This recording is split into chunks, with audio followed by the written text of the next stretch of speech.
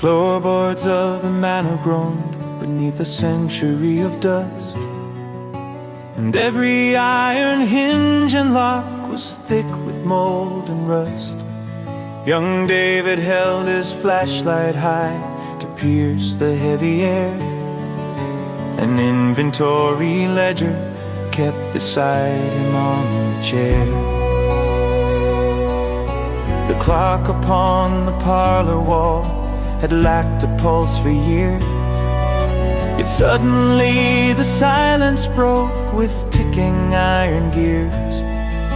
A rhythmic step upon the stair, a shadow on the floor, and freezing air came rushing through the open parlor door. He turned to face a mirror tall with silver wearing thin, and saw a strange distorted shape reflecting deep within. The parlor doors behind his back were open to the hall, but in the glass the heavy wood was shut against the wall. And standing near the mirrored frame, a woman watched him close. In velvet blue from head to toe, was silent as a ghost.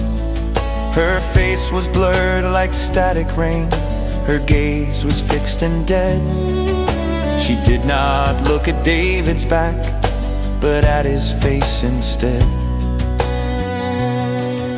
He dropped his light and scrambled back, his heart a racing drum. He knew the time to leave had passed, the hour now had come. He dashed into the freezing hall to find the massive door, but with a slam it locked itself and shook the wooden floor. The brass would not turn in his hand, the iron bolt was tight, while one by one along the hall the candles flickered bright. An unseen hand was drawing him, a pull he could not fight, back to the dusty parlor room and to the ghostly light. The room was clean, the dust was gone, the air was sweet and new, and in the chair the woman sat, arrayed in darkest blue. Her eyes were gray and filled with tears, her fingers shook with dread. "You're late, the clock is striking now, you cannot leave," she said. The hands upon the broken clock began to wildly spin. The clean illusion fell away, the ash came rushing in. The wallpaper turned black as coal, the candles melted down. A smell of smoke and burning wood enveloped all the town. "I am the error of this house," she whispered in his ear, as dark and curling wisps of smoke began to draw him near.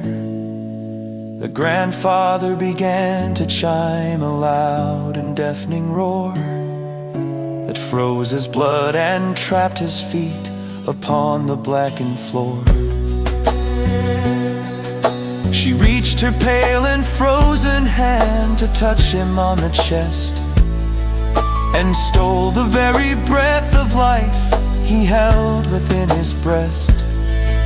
The world dissolved in shadows deep, the chimes began to swell, until the stroke of midnight brought a quiet, final spell.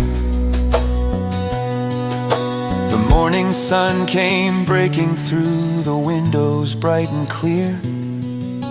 A worker walked into the house and called, "Is anyone here?"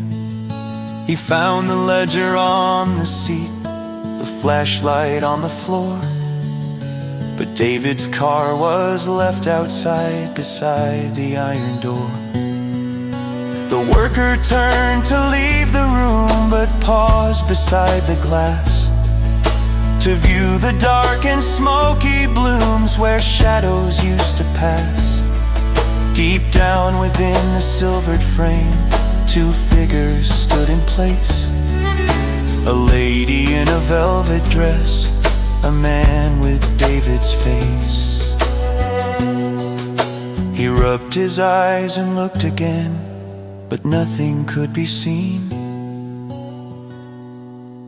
except the ticking of a clock where 50 years had been.